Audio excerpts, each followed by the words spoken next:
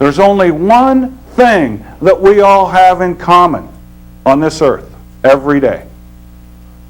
24 hours. That's it. Everything else we have to go and decide for ourselves, and this person decides this way and this person decides this way. The only thing that each of us has is 24 hours. Now, we're going to talk about another term.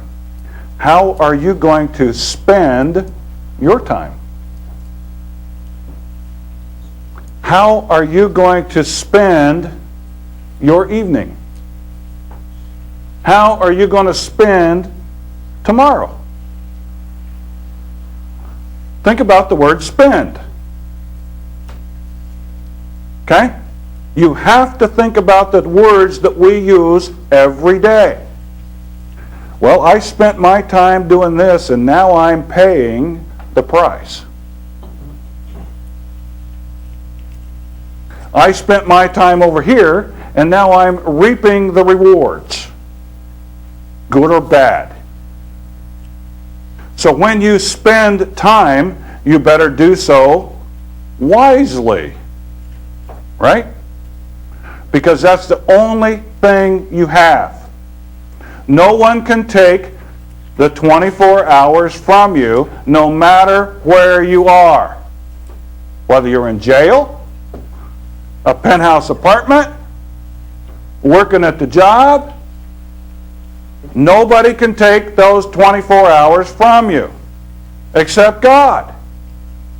And when He takes it, it's okay. Right? Okay.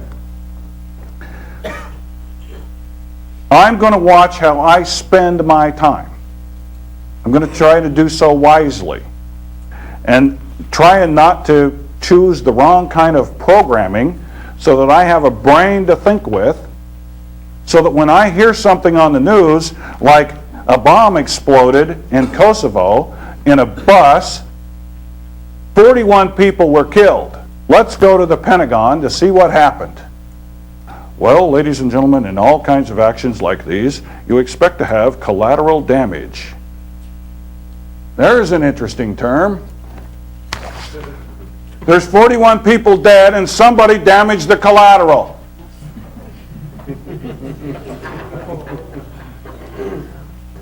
Okay? People are collateral. They're pledged. They're allegiance. They're all. What is allegiance? All. Think of the word. Allegiance. All is the first 2 or 3 letters there, right? I pledge my all. And then we sit and say, how did that happen? Think about the words that we're taught and how we're taught to think about the words that we're taught.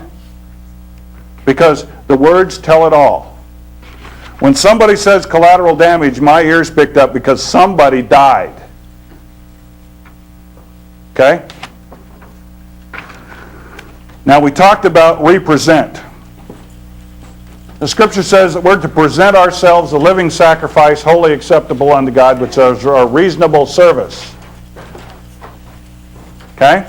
I can find nowhere in there that it says that I'm to go get somebody to represent me in another fashion.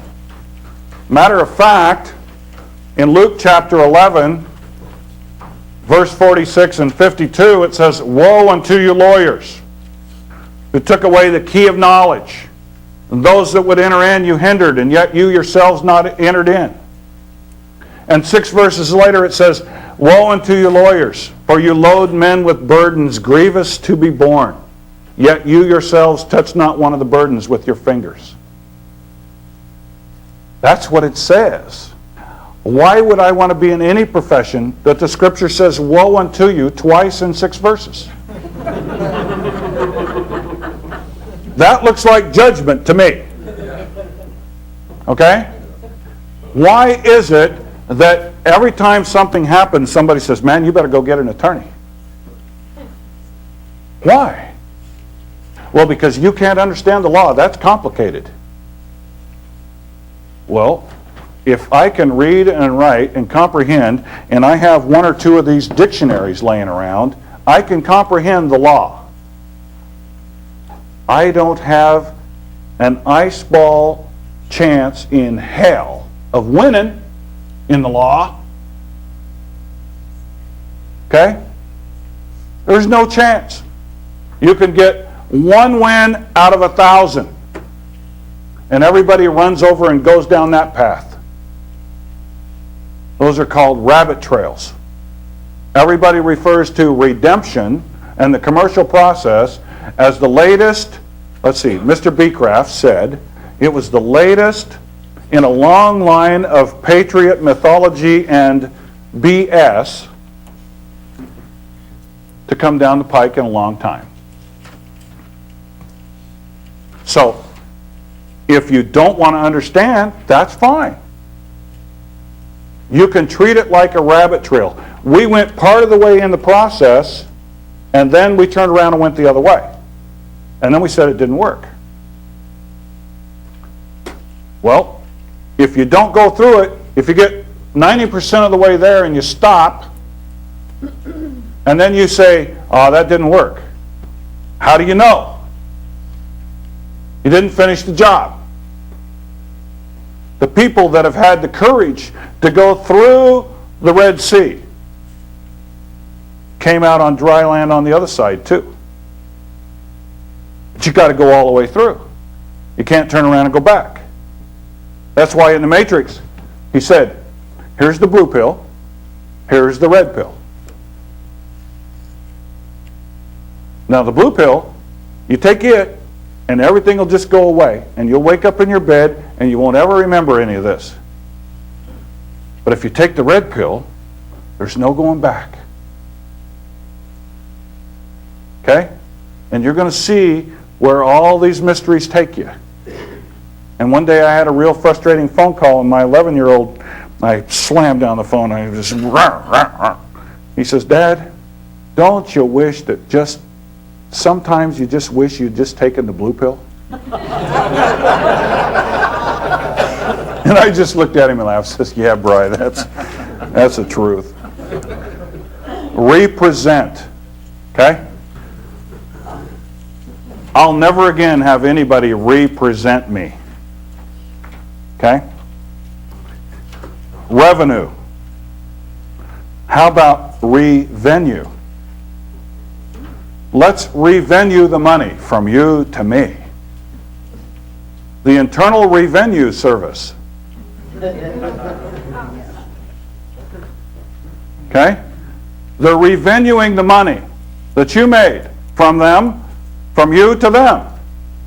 And every once in a while they'll revenue a little bit back. Refuse. Now refuse is an electrical term. Think about it. Refuse. Let me tell you something. If you refuse, you're grounded and you're going to hold the charge. Okay? And when you're grounded and the charge hits you, what happens?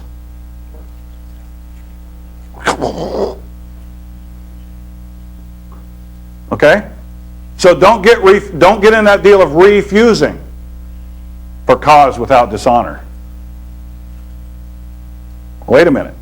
That's a diametrically opposed term.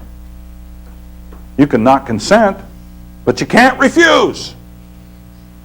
I don't want to be anywhere near refusing with those charges because I'm going to get shocked. And I hate electricity. Okay? Now, understand. Let's think about that term. Mr. Davis, do you understand these charges as I have read them to you? Your Honor, are you saying to me, do I stand under those charges as you've read them to me? Could that be possible? Because if you think of the word understand, that is a mental function, is it not? Is it not a mental function to understand something? But what is it to stand under something?